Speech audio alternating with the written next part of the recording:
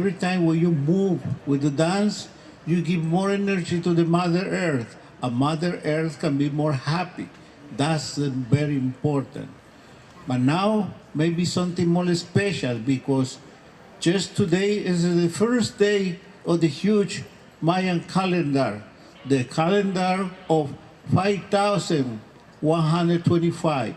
New phase of the sun is there now.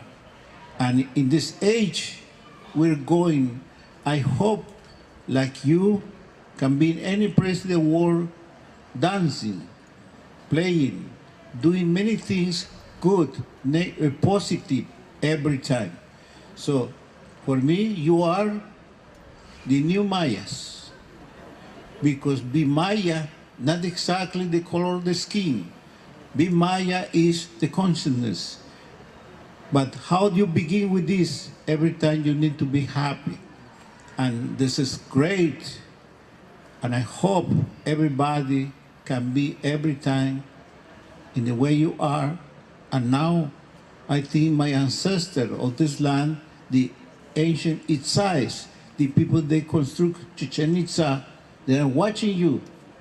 I know they're happy there, my ancestor Mayas. Now they was born a new Mayas for this beautiful Mother Earth.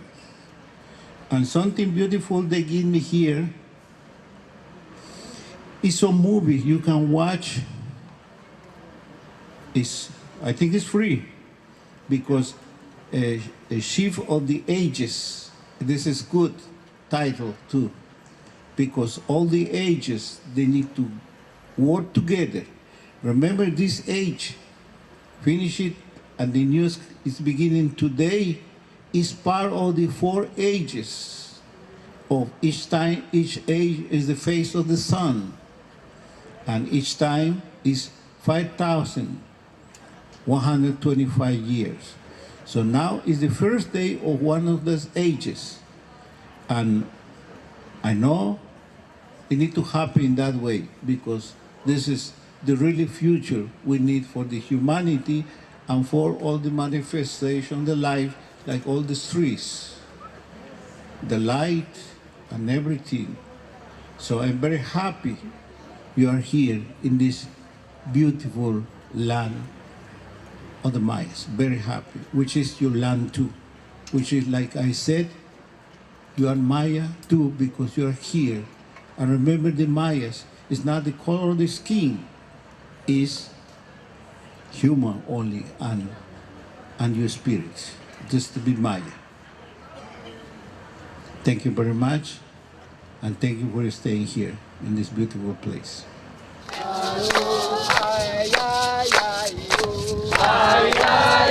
Good morning. Morning. Would you like to share some information with us about this day or this experience? This beautiful day. This beautiful day. Hello, shine there. Sun. Any good things? Well, the nice thing happening is because we celebrated the new year, the new era, new cycle, the time. So today is going to start the cycle of 5,125 years. It's today start that cycle. 5,125 years. So now we are in front of this beautiful temple, of the Mayan temple. The name is Kukulkan. The temple of Kukulkan, they say in another language, but it's Kukmelkam. So now you can see people like that. They are very happy. Like most of the people, they're very happy because today is a very important day for the new age, for the new time. It's very important day for the humanity. And it's good today. Look this. Most of this, like the stranger people that are not saying like Mexico, but for me, the most important, all of them, they're human and they're happy. And I hope the next 5,125 years can be there for all that years. Then we can change the vibration of the earth to be more beautiful like today. Look the wind, look everything, look the trees, how they move. because they're happy, because everybody is happy. It's beautiful. It's beautiful. So it's good. Today is the new time, the new age, the new sun for us. Finish it one cycle of 5,020, 125, finish it.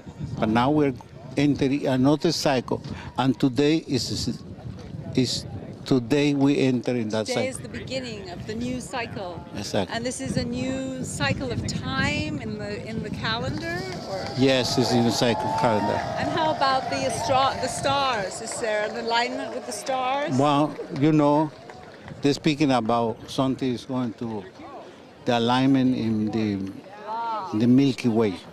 Oh, the Milky Way. Yes, they're saying that can happen because it's huge cycle we're entering now, and it's good for humanity. Finish the dark cycle, the dark age, finished all of that for us.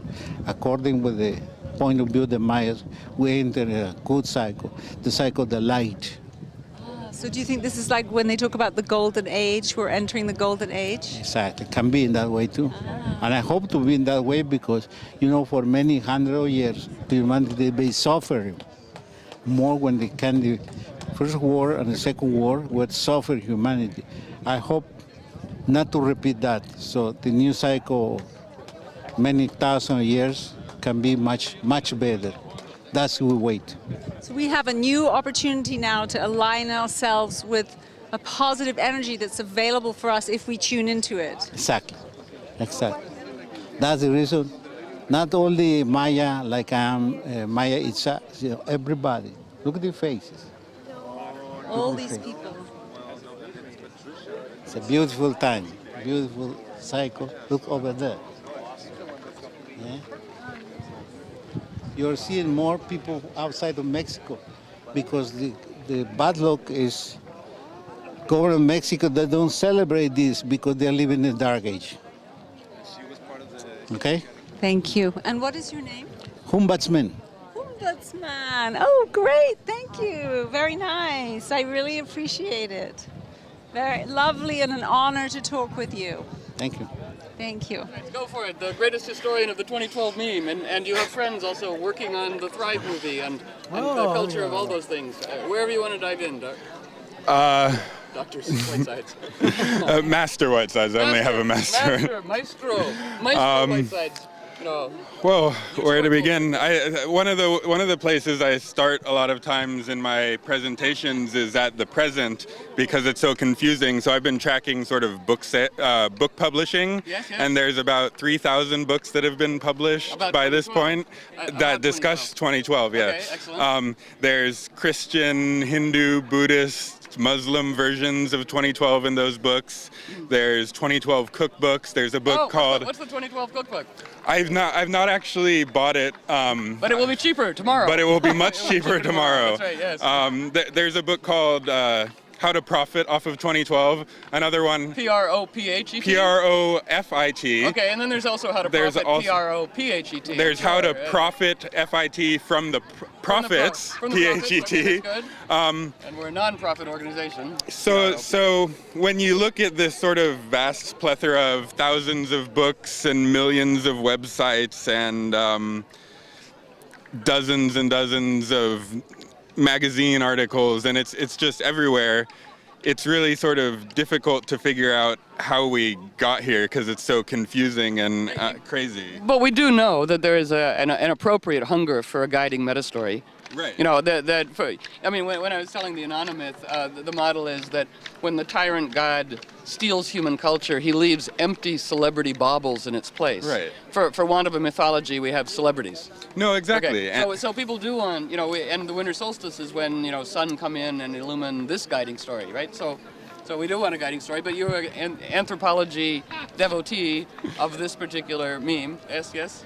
Yes, I do religious studies, which is a bit different than anthropology, but what's the difference? Well, I guess anthropology is focused on culture much more broadly, whereas religious studies focuses in on that particular aspect of culture. So we In some sense, we're more narrow-sighted, but we also can specialize more highly. Okay, I got to bring in the Haitian motto: when the anthropologist arrives, the gods depart.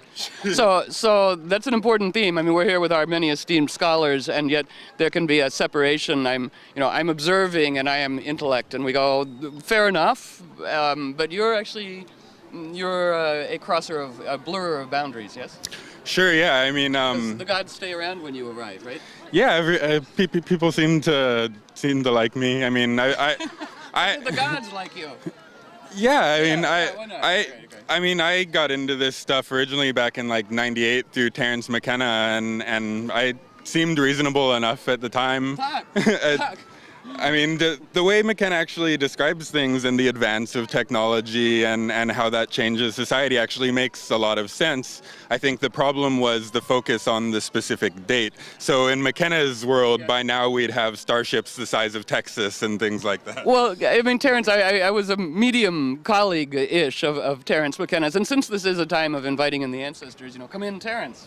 Right. Terence McKenna would really be very happy to be here. And we would love for Terence to still be around. We do, but again, for all of us, it's like about everything. Is this the thing or the symbol of the thing, or both? Right. So 2012 meme, is a gathering of appropriate. May we have a guiding meta story about sane, reverent common sense and humans behaving better. And Terence's kind of brilliant mind, but where he got too certain or too, whatever. Right. Now he's more flexible since he's dead. Well, one of his phrases is he said, we can use the calendar as a club to sort of focus our energies. I'm not quite clear that it's worked out as well as a club. Yeah. Yes. Well. Yes. Not a great metaphor, really.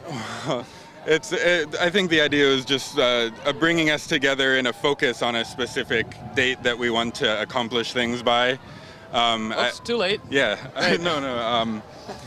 But I think the way that he sort of came up with this date is really telling about the phenomena in general. So most people already know he went down to the Amazon and was doing mushrooms with his brother, and he was Dennis, yes, and Dennis has a nice book that just came out about his life with McKenna, growing up with Terence, and so he heard a mushroom voice in his head, a voice in his head that he identified with the mushroom, and it led him to an analysis of the I Ching, this Chinese book of divination, and out of that he'd got a sort of squiggly line graph, and the mushroom told him this is a map of time, and it has a specific endpoint, and so what he had to do is figure out, okay, how does this map over time? Because the endpoint could be millions of years in the future, it could be tomorrow.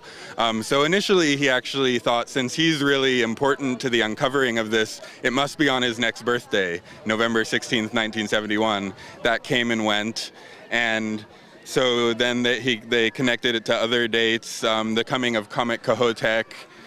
They thought that was a real big thing, it came and went. And then what they decided, a different strategy was, there's this final 67-year period before the end. It starts with a really novel moment. And so instead of trying to figure out this, when is it going to end, where did this novel and so he picked the bombing of Hiroshima in 1945 as this sort of world-changing moment. Hey, they're applauding the bombing of Hiroshima. Okay, never mind. No, it's just random. It's just random. Okay. So when you add 67 plus some amount of days, years to 1945, you end up in 2012 just by the sheer math. That actually ended up in November 2012. A few years later, he heard about the Mayan calendar in December 2012, and he thought, wow, that's really fascinating that I was taking mushrooms, the Maya were taking mushrooms, it must be this consistent eschatological message from the mushrooms. And Joseph Smith founded the Mormon religion for right. mushrooms. Yeah. But so he just switched the date to December because he thought that coincided better. Right. But I think, and I think, conjuring Terence, we all have, we do not want to fetishize a date. Right. This is a moment of dedication. I think it used to drive many of us crazy when people would go to 2012 things and go, will it all be changed? No, it's our responsibility to dedicate to cooperating, as part of the dynamic. I love the Aramaic, the vernacular that Jesus would have spoken, and Neil Douglas Klatt says when Jesus' disciples came to him and said, how will it end? He goes, you guys, are you so busy with ongoing creation you can waste your time about end times? So I want to throw end times and apocalypse meme into the cauldron, because this is the mega end times apocalypse thing, and we've gotten all the good out of it, don't you think? Yeah, no, I certainly think there's positive things that have come from it. I mean, I think a lot of these people are going to take away amazing experiences from this that are going to transform their lives, hopefully in positive ways, but who knows, they may just end up back at home and back into their habits. No, let's say a deeper dedication, as Brother Leonard Cohen says, from deeper places in the heart, we rise to play a greater part. Yeah? Sure. Oh, good. Splendid. All right. We'll be done. Thank you. Thank you, Kevin Thank Whitesides. you. And how can people find your work? The best way is to search Kevin Whitesides. There's a webpage at academia.edu that has some of my papers on this stuff. That's good. So that's your cover. Yeah. You're an undercover mystic disguised as an academic anthropologist. Exactly. Thank you. No. Thank you for your excellent work. Yes. My pleasure. Excellent.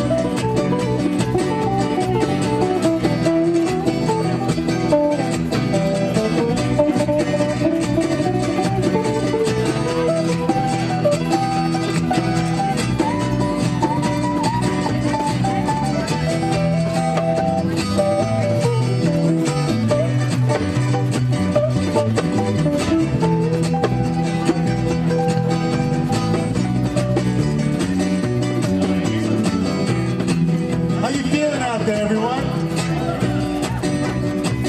Can't hear you. How you feeling?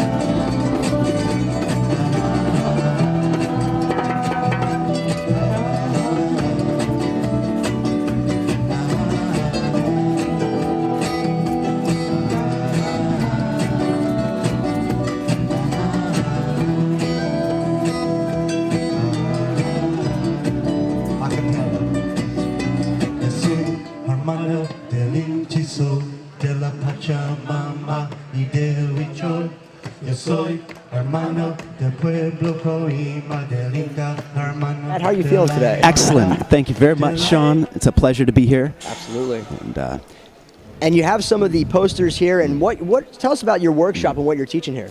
Yeah, so basically I'm a practicing alchemist, and my work for the last 10 years has revolved around understanding the connection between brain chemistry and spiritual experience, as well as understanding the very mathematics that allow creation to happen. Because when I discovered that the heart and the brain have a signature pattern, and that moment, when that pattern happens, it suddenly is the same pattern that we see throughout all of the cosmos wherever creation is happening. And the more I searched this phenomenon, I became familiar with traditional types of like Drunvalo Melchizedek, Nassim Haramein, Patrick Flanagan, researchers who have been exploring the connections between these things for a long time. However, at that time I was missing a little piece of what I finally come to understand, and I'm really grateful that this is coming forth now, because here at Synthesis we were here because of a calendar change, and we were here because of these massive pyramids. What I'm about to show you is how anyone, anywhere, at any time in history or in the cosmos could access the information for themselves that allows a pyramid to be built, allows free energy or anti-gravity to be experienced as a culture. So I'm a visual learner myself, and I know you have some posters here. Yeah, so let's get into it. Let's jump into it. So anybody here familiar with the Vedic concept of a digital root? No? Okay. Well, see, in ancient India, they had mathematical scriptures, and these scriptures were understandings of math. And the people who understood these rules, like we memorize the times table, and that allows us to do longer math functions. Well, they had a system of rules that was based on geometry, that was based on something called digital roots. Digital roots shows the essence or spirit of a number, of a letter, of a name. And now watch what happens when we apply it to traditional science and traditional physics. Okay. I'm going to show you, but you gotta hear what I have to say for a couple of seconds in order to understand what you're going to see. All right. Now, scientists, mathematicians, and even the greatest supercomputers on the earth deny that there's any repeating pattern in the underlying patterns of the universe. For example, they call phi a transcendental number. This is go back to high school or college. Phi is a transcendental number because it transcends their understanding of what it is. It's a whole number ratio that cannot be expressed with a decimal point. So they're stuck with a never-ending solution that never comes to fruition. What I've found, and what other people as numerologists have noticed through time, is that there are repeating patterns, but you have to understand the nature of math, which is how creation creates. The creation creates not through anything other than the process of division. When you start off with a singularity, unity, you must first divide that before you have anything, and then you can add from there. Now, if you take the Fibonacci number sequence, this is an Italian mathematician who discovered that if you take 1 and divide it in half, you still have 2 ones. Add them together, 1 plus 1 is 2. Now, if the series adds whatever came before to what is, then you end up with the next number in a series. The interesting thing is that the more you do this process, the bigger the numbers get, the closer it approaches this mathematical enigma that has fooled the greatest supercomputers on the planet, and that is called phi, also known as the golden mean. Now, why golden mean? Gold is a unique atom, and we're going to see in this chart how it comes all full circle, all right? Now, check it. G-spot mathematics is what I'm calling this. G-spot stands for God spot. G is an upside down 9. G is the golden mean. G is the golden rule. What is love? Golden rule. G is the golden age.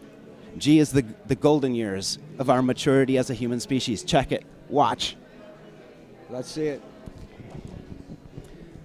Now, the basic concept of a spirit number and a repeating pattern found therein has been discovered on as a 1-1.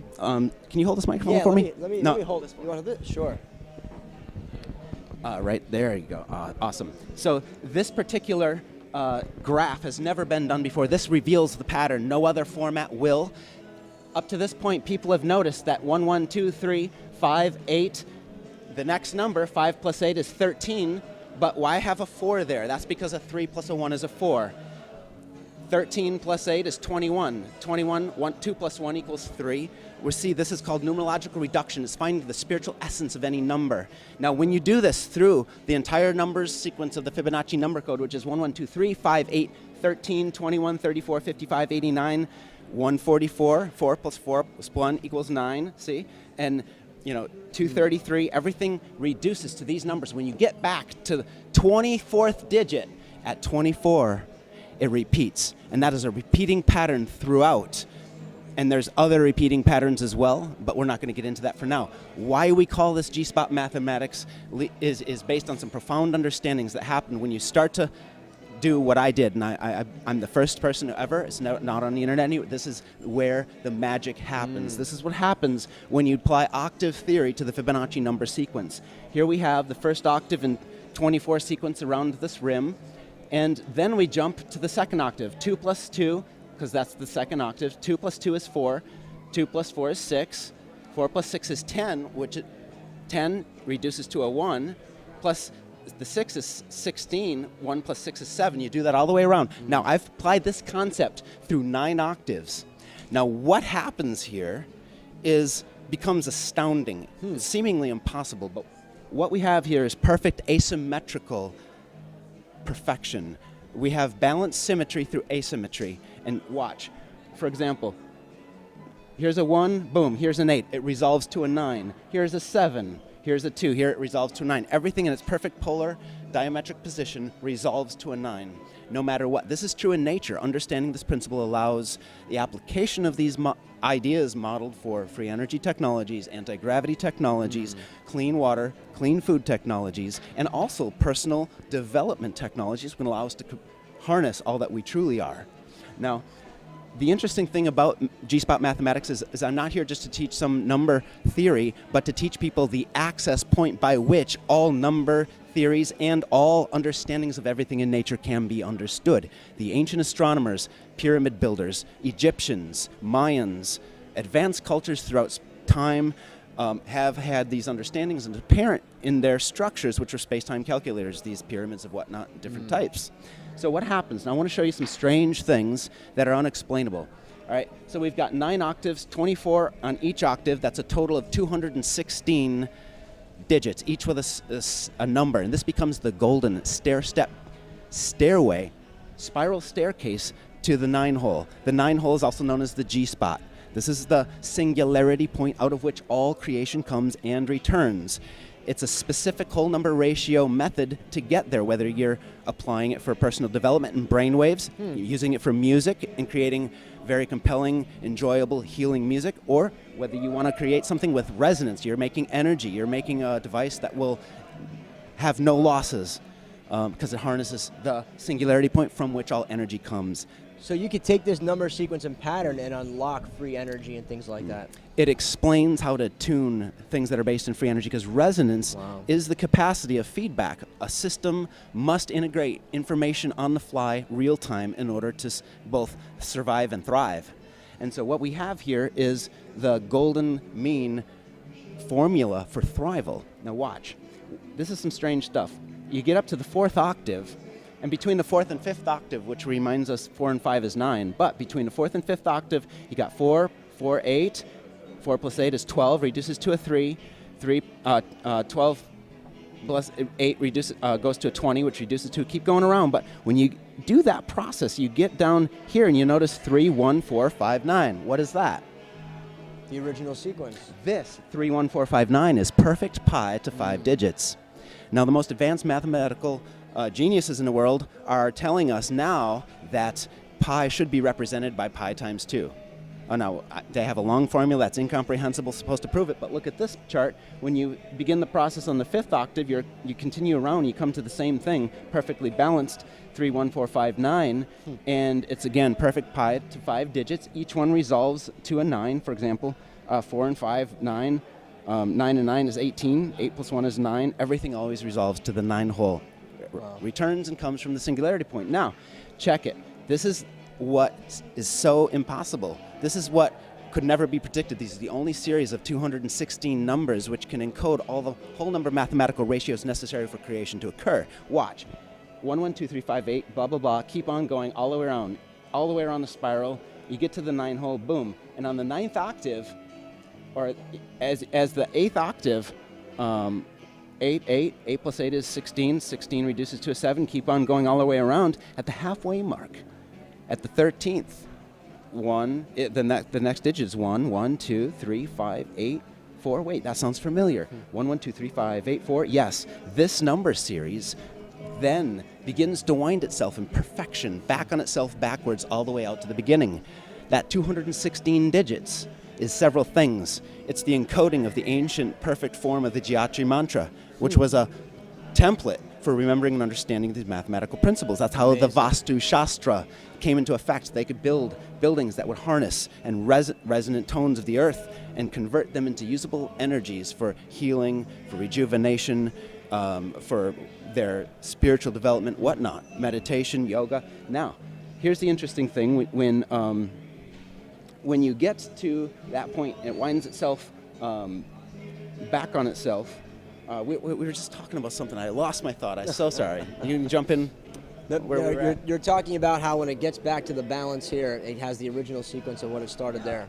Yeah. So Vastu Shastra. See, this is the template that they understood apparently, and the Gayatri Mantra proves that they understood this information. So I can't lay claim or credit to it. It's been around forever, and it's just only been oral tradition and not shared. Now, the Egyptians, they had it. The Mayans, they had it. And you look at the Teotihuacan pyramid of the 9 levels, 9 lords of time. Here's the 9 octaves, perfectly describing the fractal nature of time, as well as the fractal nature of space and how they fit together. Now, this 216 digits is a half front face of a toroid. If you notice that this donut hole torus here, the singularity point, if you have the other one on the back side, you'll see how it winds in both directions, and a torus is the very structure that allows communication between the inside and the outside of anything. So you have to have that in order for a dynamic feedback effect to occur. You don't have resonance until you have feedback between the inside and the outside of anything, metaphorically and physically, when you're talking about energy. Now, that 432 full number sequence of the full torus here, this is very interesting because those who study math or science or even music understand that in order for harmony to exist, You've got to have all the waves fit together in the same space without fighting. We call that destructive harmonics. Or for people, we call that a war. All right? So the same principles that apply to music apply to a peaceful society. Wow. Some have said that the music system that we have based on 440 was actually implemented to hold people's biology in a state of dissonance so that they would not be as they'd be more controllable, more sheep-like, and just do what they're told, and Which is what's happening today. And it's amazing to meeting so many people here with just so much genius like this. And I know you got some more. One more thing, samples. check it. Yeah. This is we just talked about 432. 432. 4 plus 3 is 7 plus 2 is 9. All of the sacred numbers resolve to a 9 in every culture. Here, check this one. This is got the foot up. That's all right. You see here we got the 108. That's in India. The number of malas. It's a sacred number. It's over and over. The number of verses in the scriptures and the sutras, one after the other. That kind of thing. Well, check this out. 108. If you add a 0, you get the lunar radius. That's the lunar radius. But now alchemists say that silver resonates to the moon. Isn't it interesting then that the molar value of silver is very close to 108? Now, jumping up an octave, 108 times 2.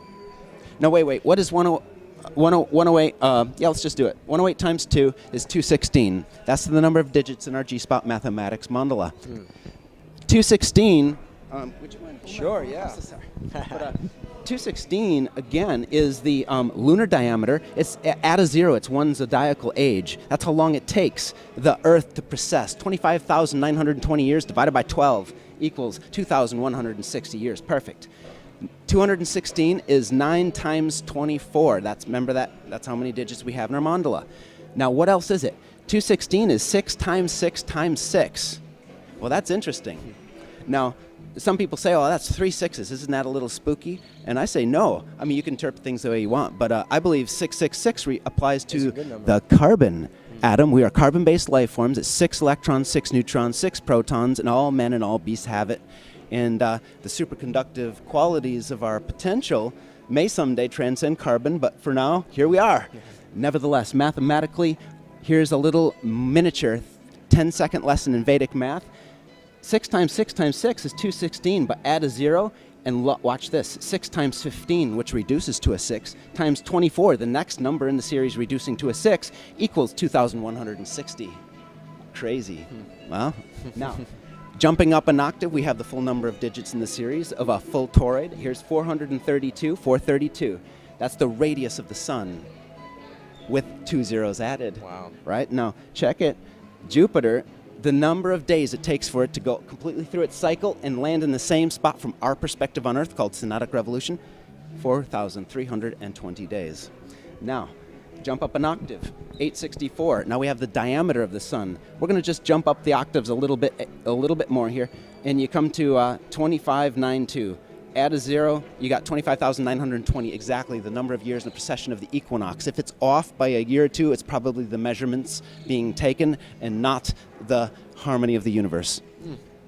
That's according to the ancient Vedic teachers. Anyway, up an octave, 31104, the number of, with 3 zeros added, the number of seconds in a year. Jump up an octave a few times, and you reach 186624. Any idea what that is? How many minutes are in a year? I have that for you next, but first, 186624 is actually the speed of light. You know what else it is? It's the exact perfect mathematical square of the sun's radius, 432. 432 squared equals the speed of light. Oh, that's crazy. The speed of light equals the square of the radius of the thing it came from. Okay, so this is just a lesson in the harmony of the universe. Understanding these harmonies allows several things. One, the breakthroughs in science, technology, and humanitarian objectives, like we just talked about, but also in personal development. How many people feel good when they're singing? Yeah. How many people feel good when they're, that there's a place that poets and musicians and people who are in touch with their feelings and their mind are able to access, and that's called hemispheric synchronization. It's when the corpus callosum, a nerve bundle between the two hemispheres of the brain, begins to communicate at an accelerated rate. And at that point, there's no inhibition, there's no false external egoic control mechanisms preventing a person from sharing who and what they are, which is usually simply a matter of self-judgment. People don't want to be seen for who they are because they've judged themselves. And so this is the golden mean formula for something known as the golden rule.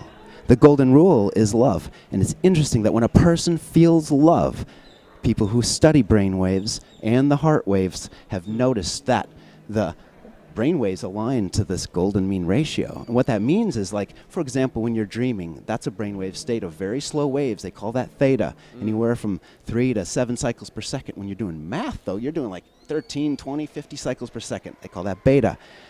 Do you know anybody that can do dreaming and math at the same time? No, I don't. No, myself either. But in this accelerated state of genius, what happens is a little bit of this stuff begins to happen, and as the brainwaves approach this golden mean relationship, you are able to nest non-destructively multiple waves in the same space, just like a radio station. They're all here all the time. We have to selectively tune to the one we want to hear with equipment, but in brainwaves, the same is true. They don't interfere with each other if they arrange themselves to the golden mean. So when you've got delta, 3 cycles per second, theta, 5, alpha, which is super relaxed, chilling with your friends, you're doing 13 cycles per second, then all of a sudden math, beta, helping out people, focused, 21, 55 cycles a second. But when they're precisely attuned to that whole number ratio found in nature, they can exist at the same time. Then suddenly we have a bleed-through effect where there's no inhibition. The brain is beyond the circuits it was built for. It's actually a superconductive antenna. And that's what it's designed for. Yeah.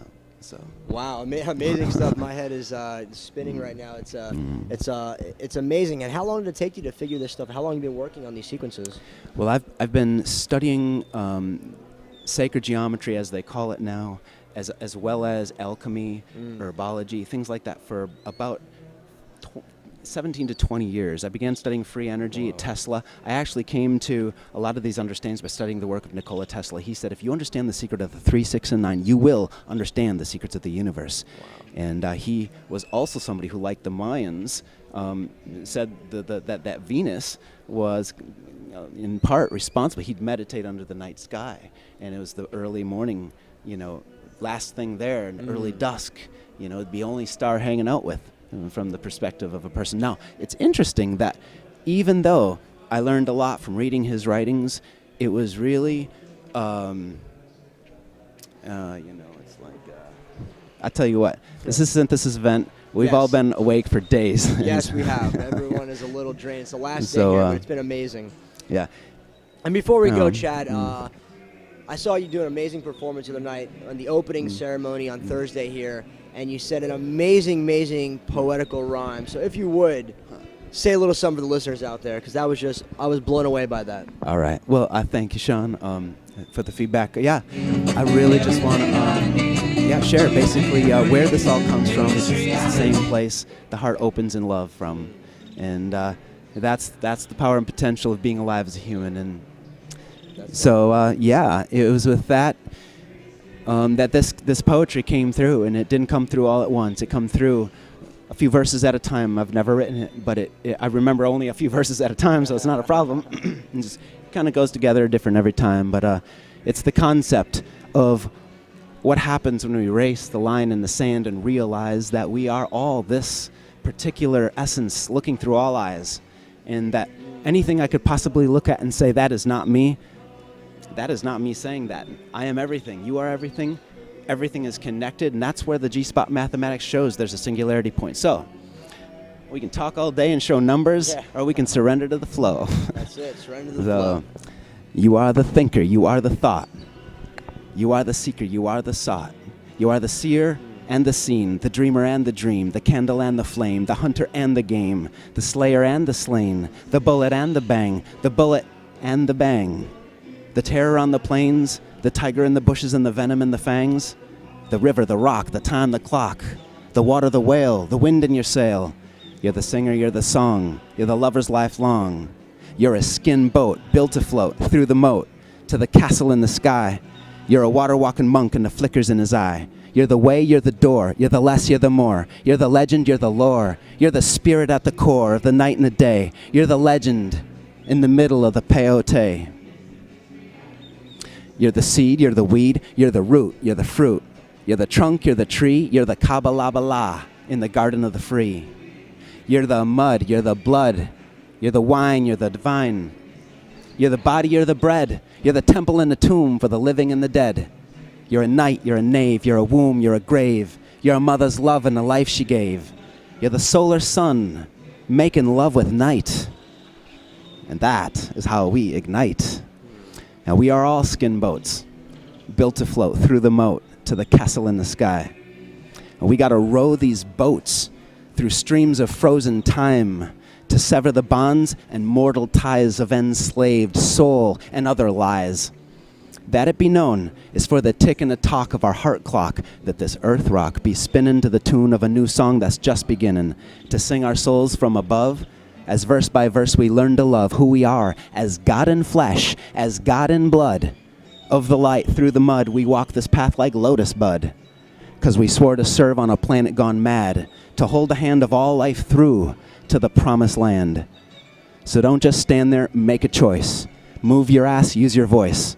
Walk the talk and talk the walk of a higher vibration, as ambassadors of a high holy nation, not bought with blood, but by initiation into the one love revelation that we are all the who in the eye of the great I am.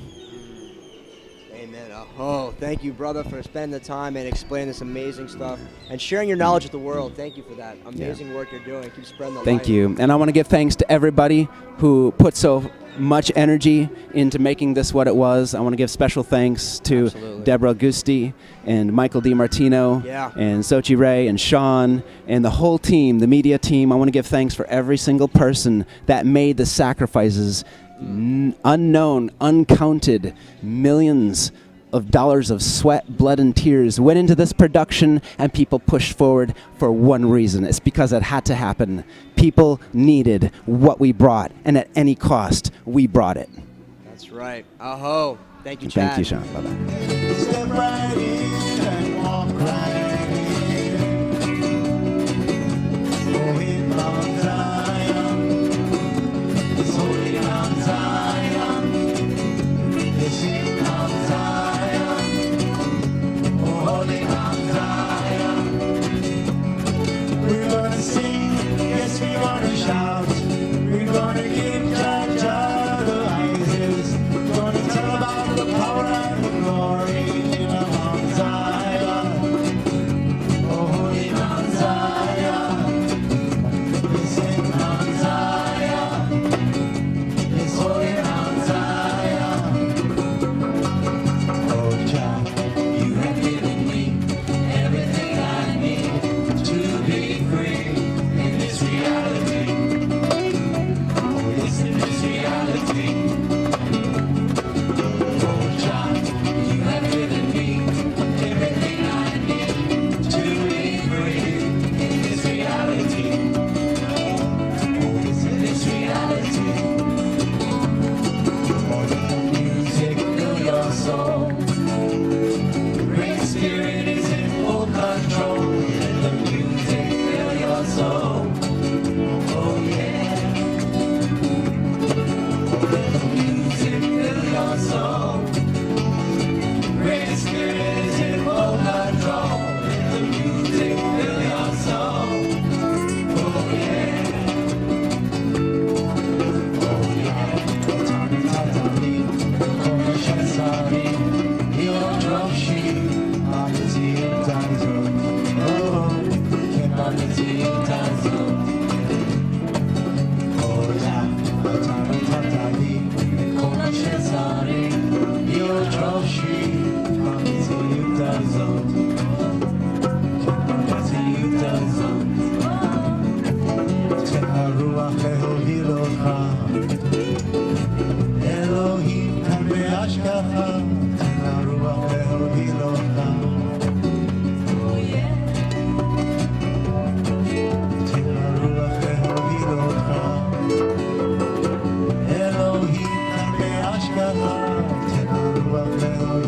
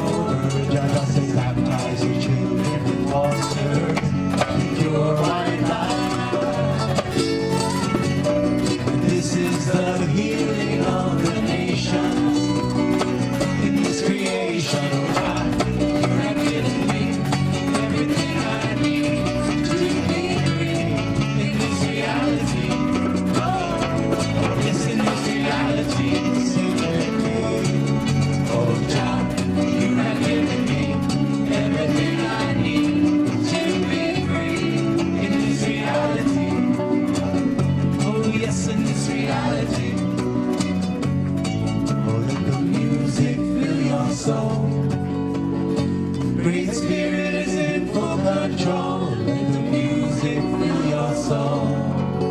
Oh yeah. Oh, let the music fill your soul. Great Spirit is in full control. Let the music fill your soul. Oh yeah. Let the music fill your soul.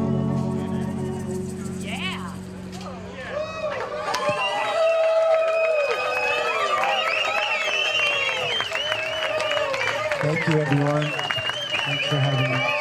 Thank you, Synthesis 2000. And now, one of the biggest names in comedy. Beyondananda alone is 12 letters. This is a man who is truly deeper than Deepak, roomier than Rumi.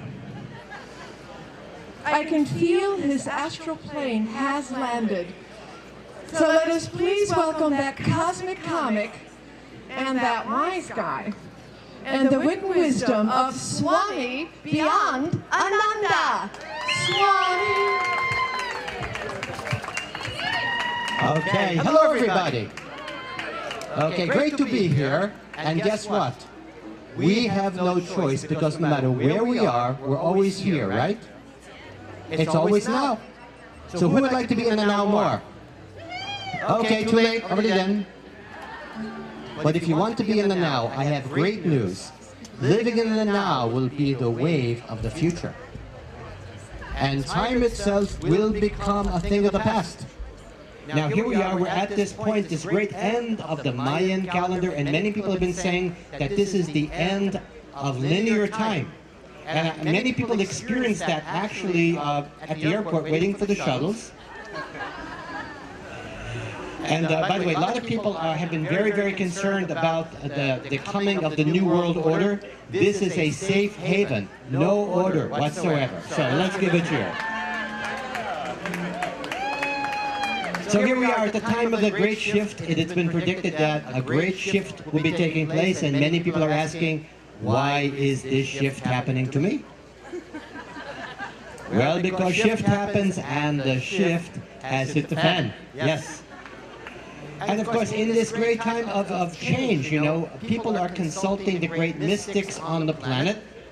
And as you probably know, there's two kinds of mystics in the world. The optimistics and the pessimistics. Yes, the pessimistics, they believe that they're more in touch with reality. But the optimistics are happier and live longer. Right? The pessimists have been telling us that the sky is falling. The optimists say, no, it just looks that way because we are ascending. So I am what they call an optimistic realist. You know, there are people out there who are saying that the glass is 95% empty. I say, no, it is 5% full. So in these very, very interesting times that we are finding, this, you know, we are making the shift from the way that it used to be. You know, we have been ruled by what has been called the lowest common denominator for many, many years, where the rule of gold has overruled the golden rule. You know the rule of gold. Do unto others before they can do unto you, right? And of course, all of this ruling by the gold has left a lot of residue, huh?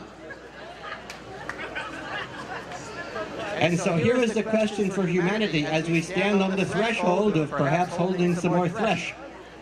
The question is this: can we undo the doo-doo that's been done, or will the done doo-doo be our undoing? And in order for this great change to take place, we have to recognize that we are all in this together, that there has been a great shift of humanity. And a lot of people have been saying that this is the great time, that the transformation is taking place right at this moment. And I think that there is what they call an evolutionary uprising. People are waking up and people are wising up.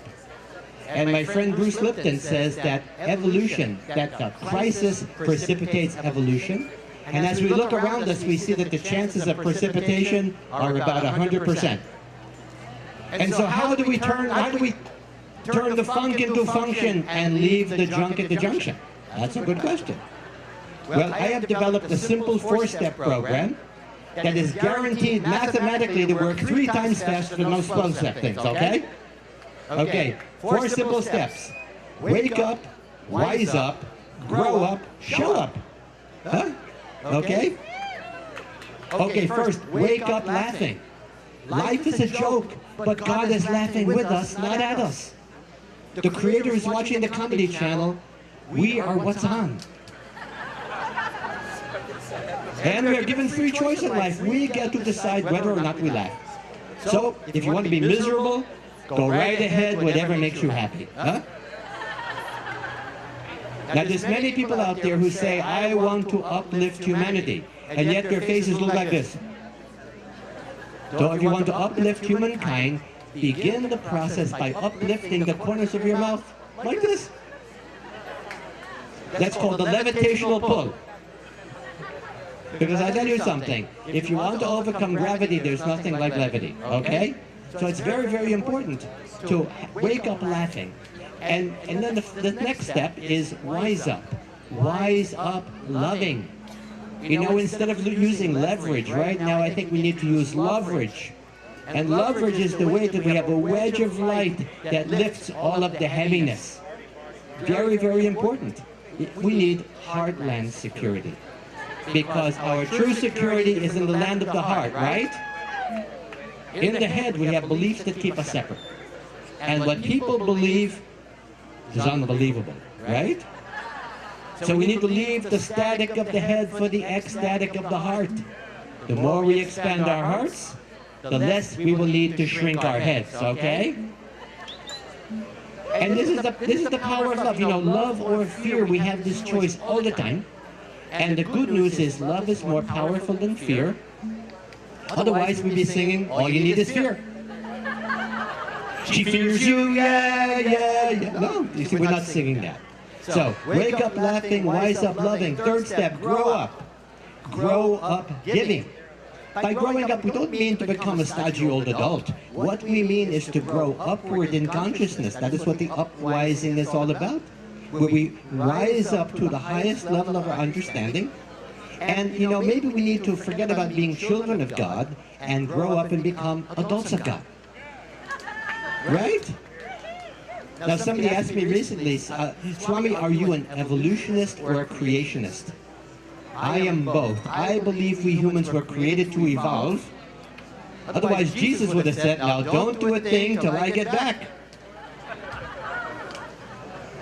And the whole idea about growing up is that using our gift, giving the gift that we were given to give. We are the Creator's creation, created to create. Each of us is totally unique, just like everybody else, okay?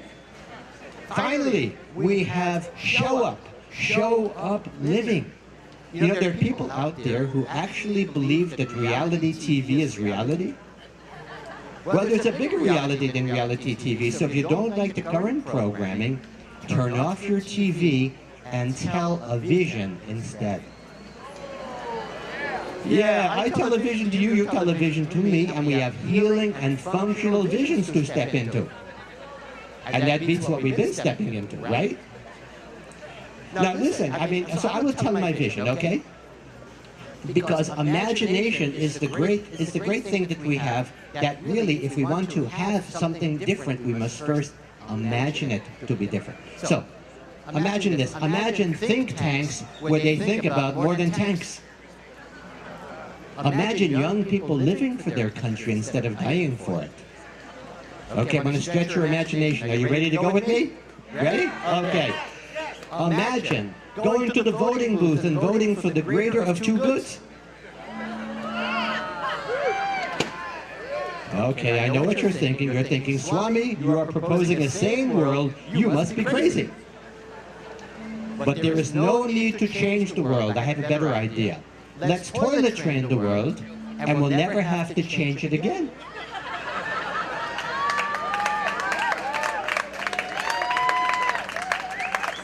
Now, people have asked me, Swami, will there ever be peace on earth? I have great news. There will indeed be peace on earth. I sure hope we humans are around to enjoy it, though, eh? It's a race against time. Will we achieve critical mass before we get to critical massacre, okay? Now, the secret of peace is this. Before we have peace out there, we need to cultivate inner peace. We need to metabolize all of the toxins that we've taken poisonally through life, yes? And so I have developed a technique for transmuting these energies. I call it Tantrum Yoga. Yeah, no, you use your anger to heat your home in the wintertime. Very powerful. Tantrum Yoga, that is where you hold your breath until God gives you what you want. And that is how Krishna turned blue. I don't know if you know that. But. Now there's other techniques for actually changing the energy. You know, if you want to be peaceful, I have learned this, you have to be positive. So I have a new program, it's called Just Say No to Negativity. Negativity, positively not. And it's very, very important when we are around young, impressionable people to speak only positive words of encouragement. Okay, so how many people have children, yeah? Teenage children? Okay, it's a challenge to speak only positive words of encouragement, but that is what you must do. So, you come downstairs and your kids splayed out with video games, positive words of encouragement. You have to say, "What's right with you, you useful good or something?" And wipe that smile onto your face. Now, of course, the real secret to being peaceful is you have to bless everything. Bless everything. That's a challenge. A driver cuts you off, you have to bless that driver. Bless you. Bless you too. Go bless yourself. Yes? No, this works. I'll tell you. I did it the other day. Driver gave me half of a peace sign. Okay, we're getting there. Yes, so we miss so. Okay, so I know that we're running a little late, but time does not exist, so we're in perfectly good shape. Okay, but anyway, we have, this is a very, very interesting time that we are here. And so I am looking forward, because I'm telling a vision, I am telling a vision of the world as a reality that we can live into. How many people believe in parallel universes? Anybody? I do. Because I found out I have a cousin who lives in a parallel universe, and he just sent me a parallelogram, so that's how I know. But in the parallel universe, we have, instead of going toward Judgment Day and Armageddon, we are headed toward non-Judgment Day and this Armageddon. You know, if enough people begin to live into this reality, we will create it. Think about it. Non-Judgment Day, that is when everybody wins a beauty contest. On non-Judgment Day, all of the lawyers will disappear. Our trials will be over, that's why we don't need them. Non-Judgment Day, all of the nations at the United Nations will begin their sessions with the hokey pokey. No, the Israelis and the Palestinians, they put their whole selves in. That is commitment. They pull their whole selves out, that is detachment. They turn themselves around, that is transformation, and that's what it's all about. Yeah. Thank you, thank you, thank you. How many? Okay, what? I know, I've got more time. Okay, I have more time, and so for that, I will take questions, because let me tell you something. I can tell that this is a very evolved group of people, and you recognize that every one of us has all of the answers within, yes? It's matching them with the corresponding questions. That is the challenge. So if you have an answerable question, I will have a questionable answer for you. So if you yell out the question, I will repeat it so that the folks at home can hear it too. So who has a question? I still have plenty of answers left. Yes, right out there, yell it out. What is the meaning of life? Now people, what? What was that? Oh, 42. Okay, well that's a numerical meaning of life. But people ask that question all the time, and what they really want to know, because they want to go, what is the meaning of all of this contrary trickster kind of stuff? Okay? Well, the meaning of life, they really want to know, why is it that bad things happen to good people? And I think I have it figured out. God is dyslexic. No, this is the new creation theory that is both science and creationist. God created the universe for his 6th grade science project and got a C. Okay, so here we are. So in life, negative things are going to happen, so the meaning of life is this. Life is like photography. Use the negative to develop, okay? Okay, who else? Thank you. Yes, a hand? Yes, oh no, there's 2 feet up over there. These yogis, I'll tell you something. Any other questions? What does the end of the Mayan calendar mean? I guess it means they're going to have to get a new Mayan calendar girl. The girl is Mayan, the doggone girl is Mayan. Okay, no. No, I know that you didn't like the answer that much, but I wasn't so crazy about the question, so. No, actually, I think that the meaning is whatever we declare the meaning to be. And part of this great uprising that we're having is recognizing that all of humanity is one. We're all cells in the same body. So if I'm one, you're one too. And we are surrounded by the universe, the universal oneness. The universe has us surrounded. We might as well surrender, okay? So, and we surrender to the power of love. Love. If it's good enough for Jesus, Buddha, and the Beatles, it's good enough for me, okay? Okay, we have time for maybe another question. Okay, who else? What's your favorite song? What is my favorite song? Well, actually, shall I channel a song for you? Okay, I am going to channel my favorite Beatles song, and I've updated it for the end of time as we know it. Okay, can I do that now? Okay, here I am. He's a real now here man. He's here now in now here land, making all his now here plans for now bodies. Got a now here point of view. He's right where he's going to. Now here man, can you make me now too? Now here man can listen, he can let all the bliss in. Now here man, the here and now is at your command. He's as kind as he can be, ever present, always free. Now here man, can you free me at all? Now here man, no worries, there's no time, no hurry. Now here man, the here and now is at our command. Everybody. La la la la la la la. La la la la la la la. La la la la la la la la la. Thank you. Okay. Now, I want to leave you with this idea. You know, we've all heard about the physical powers of humor, the healing power of laughter. I read something very recently that apparently laughter physiologically is a lot like orgasm. So thank you for coming. Namaste and namasko. Oh, and by the way, thank you. If you believe in the hereafter, I will be hereafter over there signing books. Oh, okay. Okay, that's right. Oh, we're going to go to the council with Caroline Casey.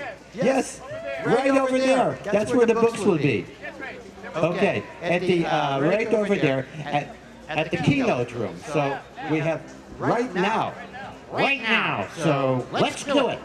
Thank you.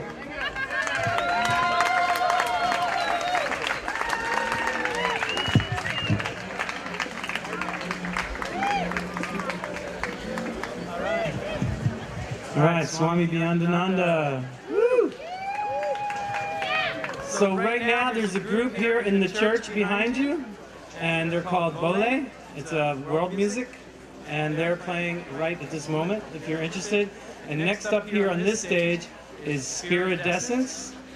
And after that, tonight we have Mirabai Siva coming up after that, and then ending the evening with Jaya Lakshmi and Ananda with their Kirtranika. So lots of good things to come. Don't go anywhere. You're home.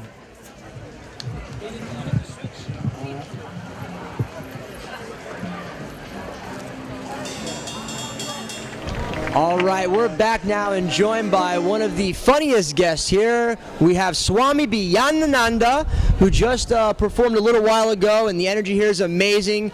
So tell us a little bit, Swami, how you first came into Swami Beyondananda. Well, actually, I've been doing this for many, many, many lifetimes. And in fact, you and I had a very significant lifetime. Do you remember do you believe in reincarnation? Absolutely. Well, good. Well, good to see you again. Yes. And again. And again. But we had a lifetime at the time of the Buddha. Remember that? Not consciously right now, but I'm sure I do. Well, every time, you see, it's good that you're an interviewer, because every time the Buddha would sit to meditate, you would ask him a question. And they named a city after you. Budapest. Budapest, a place I've been to, an amazing energy there as well. I know. I mean, if you're hungry for knowledge, that's the place to go. That is the place. Yes. Beautiful, beautiful people. Are we live? We are live, actually, right now. Wow, I recommend being live. It's a good idea. Absolutely. People who are live have more fun. That's it. Tell us a little bit about what your workshop is about. Well, actually, we are teaching cosmic comic consciousness, because in this new time, we have to actually rise. Part of how we are going to ascend is rising through levity, because gravity is a downer, okay? So we want to rise through levity, because laughter causes breathing. Makes you breathe better, and breathing is the key to long life. And so is laughter, absolutely. Absolutely. So it's very, very important, because laughter gives us perspective. Quite often, there's an aha in the wake of the ha-ha. So we want to wake up laughing and leave laughter in our wake. And people say, well, how can you laugh at the serious world situation? Well, it's simple. There's something funny going on. And that is why it is important to have the perspective of laughter. And then, actually right now, we have all of these 12-step programs. Yes. They take too long. I have a 4-step program, mathematically works 3 times faster than 12-step. And what is that? Wake up, wise up, grow up, show up. Simply put, absolutely. Yeah. And one of the healthiest things to do is to laugh. Medical science has shown that. My grandfather always used to say, laughter is the best medicine. Well, that's very true. In fact, Norman Cousins, who was a writer about 45 years ago, he actually was diagnosed with a life-threatening illness. He checked into a hotel room with Marx Brothers movies and Candid Camera reruns, and he got well. And when he cured himself, the medical establishment decided that they are going to study the healing power of laughter, which is kind of like, well, it works in practice, but does it work in theory? Well, you said one of the most important things, which is laughter and getting the oxygen flowing and you live longer. And there are so many things wrong, or shouldn't be right, I shouldn't say wrong, but aren't right in the world. The food and the schooling system, so many things are like that. Laughter can help bring this new energy in. Well, actually, laughter raises consciousness because, as you know, the old saying, the truth shall upset you free. And part of upsetting the setup is laughing at that. And then as we laugh, in the space between thoughts, new ideas can come in. So it's a way of getting creative about our world, because let's face it, in our world, so many things are upside down. Absolutely. You know, remember the good old days when people robbed banks? Now it's the other way around. So we have to actually recognize, true story, through laughter, it's a way of turning everything right side up that is upside down. Absolutely. And you travel all over the country, all over the world doing workshops, and there's many things that you've done throughout your years, but what are some of the most pivotal points and stuff that you've done that you've seen people really light up with that energy and light up with laughter? Well, you know, part of what I do, you know, it's comedy that actually opens the heart, because there's so much comedy out there that is negative. And I'm not to say that, you know, Swami says, I say, life is like photography, use the negative to develop. So when you have negative things that are happening, when you're able to laugh at it, you're able to simultaneously see the truth and bring love to it. Because that is really what's key. A lot of comedy stops at showing people what a certain kind of truth, but then doesn't bring love to the conversation, and so it creates a sense of cynicism. But what's really important right now is to keep the heart open, because if we have the heart open, we have heartland security, we won't need homeland security. There you go. Tell us a little bit about what you've been experiencing here at Synthesis 2012, just a mile from Chichen Itza, December 22nd, the amazing energy, so many beautiful people. What has been your experience? Well, you know, I think that this is a very, very important conference, mainly because it brought people to where it's all happening. And, you know, a lot of people are concerned about a New World Order. There was absolutely no order to this conference whatsoever. So don't be worried about New World Order. And the fact is that, you know, a lot of this is really about the end of time as we know it. And many people who arrived here for the conference found that time had actually ended earlier. And as they waited for their shuttle buses and so on. So time had ended quite a bit earlier. But I think, have you been to the pyramids? Absolutely. I was there twice already, and it was amazing. We were there yesterday morning to watch the sun come up. Have you taken the Ascension balloon rides? No, we have not. Not yet. Those people have not come back yet. Yes. They ascended, I think. But yes, I think it's very important that we recognize this time as a time where I have to say the shift has hit the fan. Because we are actually at the point where humanity can now make the choice to recognize that we are all cells in the same organism. Yes. And we're here to gather all of the good intentions of humanity under one big intent. Thrival for all. Yes. We're all in this together. And if we come to that, we recognize that the energy that we've been using to perpetuate warfare and conflict can be better used working together, and then we have a lot more individual freedom. Absolutely. And when you talk about we're all one, you know, a lot of people are like the spiritual community, they're all one and light and love, but quantum physics, quantum mechanics proves that we are a fabric of this one big entity, this organism. We're all connected. Well, you know, social science lags behind. You know, I actually studied political science, and I always wanted to dissect the politician, but they wouldn't let me. But as we look at all of the social sciences, we are coming to realize that physical science and spirituality are saying the same thing. We are all one universe, the universal oneness. The universe has us surrounded. Might as well surrender. Absolutely. Surrender to the power of love. Absolutely. And where can people find out more information about the work you do? Oh, okay. Well, you can go to my website, which is called wakeuplaughing.com. Wake Up Laughing. So important. Swami Beyondananda, thank you so much for coming here, bringing that energy, that light and love and laughter to us all. Thank you. Thank you. Namaste. Namaste. And namaste go. Goodbye. Such a blessing to be here with you all. We're going to do a quick sound check. Check. Let everything settle where everything needs to be. Being as a collective power that honors again this infinite energy of expression.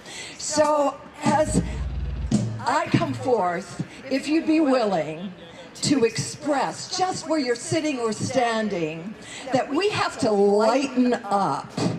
And I honor the great ah. Can we have an ah? And come on, baby, we can lighten up. Lighten up. Yeah, lighten up. Lighten up the sky of your mind. The sky one mind of all creation. Ah, yeah. And then we drop that energy down into the bowels of the earth, into the great ah. Can I hear an ah? Come on, you can do an ah. We're all too silent in this world. The truth is in the tone. Ah, I dare you. Yeah. Yeah. See? That instinctual intelligence. And in that tailbone, you've got to get that tailbone wiggling. Yeah. And then from that great ah, we move into the great oh, the solar power. Here we have it.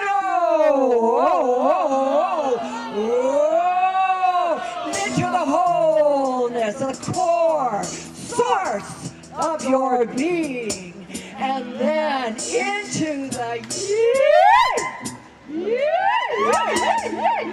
into the feelings,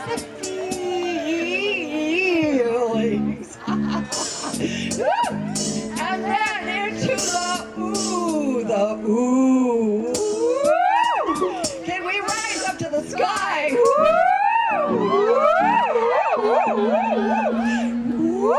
And now we've got a wow language that can express all energy with no good, bad, no preference. It's all God. And it's way, we, why, whoa, who. And if we have 30 seconds, can we unleash the natural ecstasy of this entire celebration? Whoa, whoa, whoa, whoa.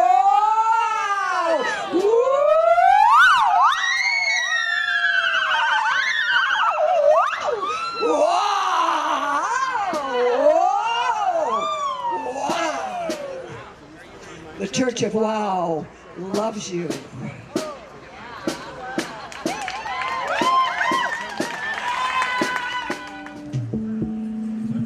So let's give it up for Peace Tribe, all the way from Hawaii.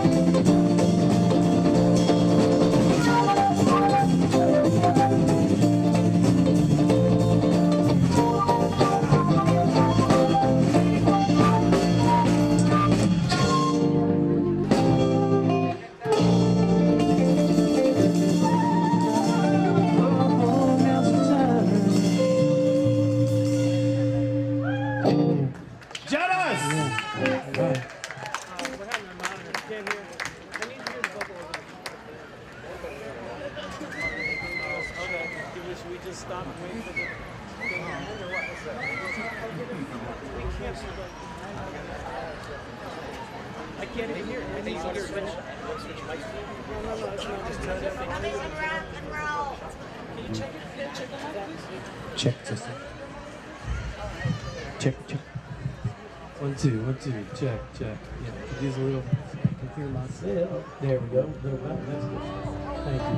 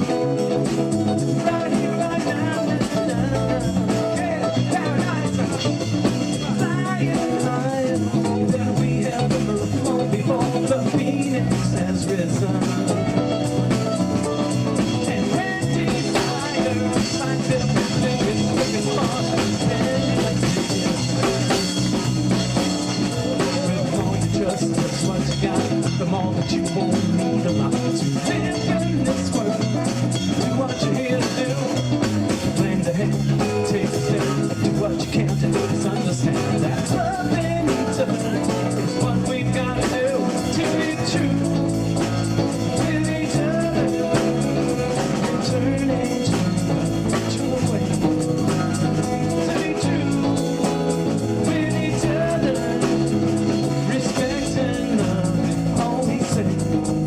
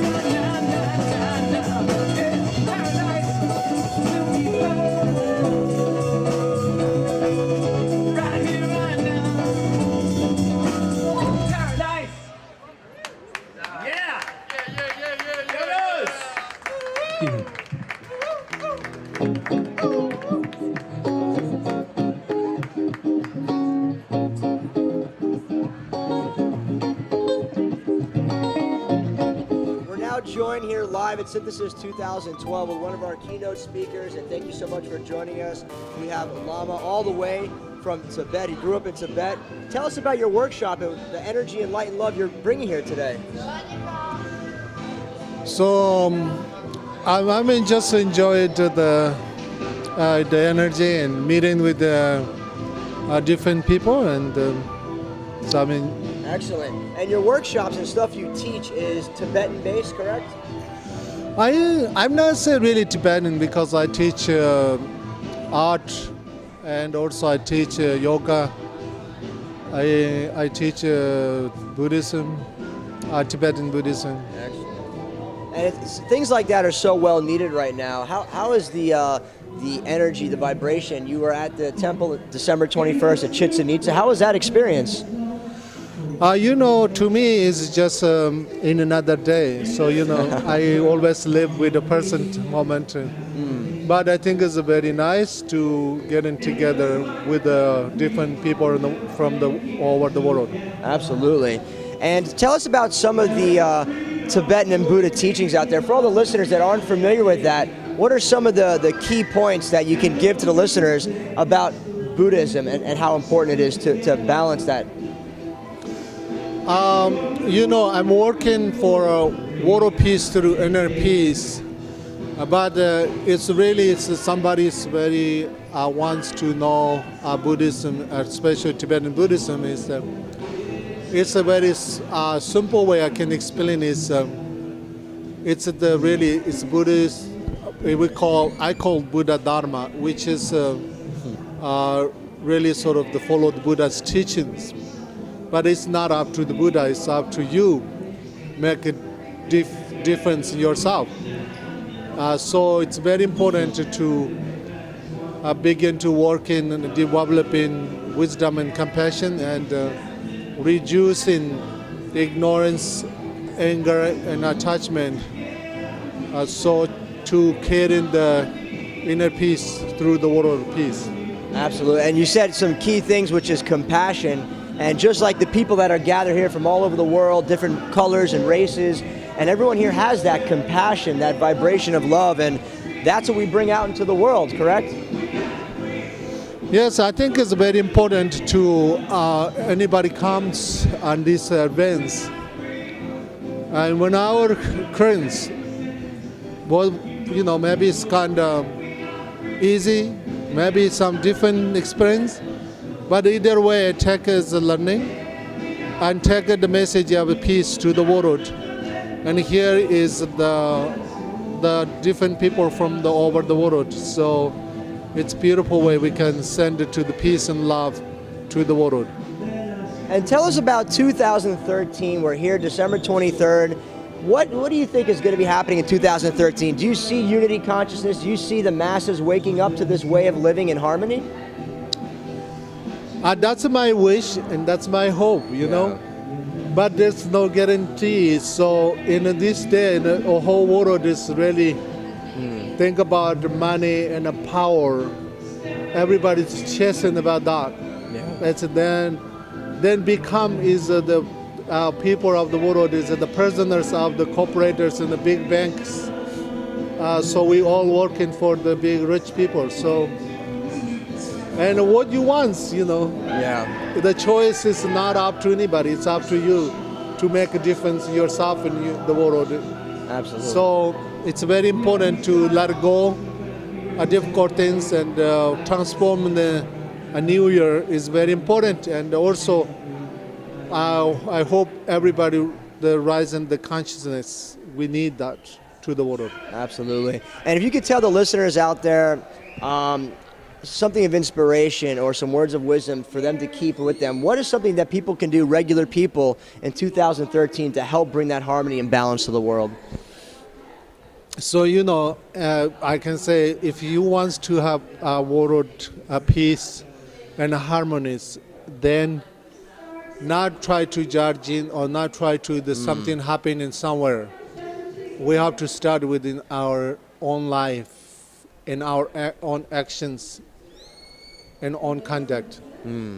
So the balance and everything comes within. Change yourself and be the change you want to see, like Gandhi said. Yeah. Absolutely. What I'm saying is, if you wanted to have a peace, then be a peaceful person, and kind to yourself, kind to your family, and kind to your community, and kind to the whole world. Everybody need and love and respect. Absolutely. If you wanted to happy, and be happy. Yeah. It's simple. That's it. It's so simple. We are all the same. We're one organism, one vibration together. Lama, thank you so much for taking the time and coming on the air and being here at Synthesis 2012 with all these beautiful people and just being here in the Maya land. What an honor. And thank you so much for coming on the air. You're very welcome. I'm very enjoyed. And at this moment, I'm going to send the prayer with the peace and light to the world. I hope at this moment everyone feels love in light, in happiness in their hearts.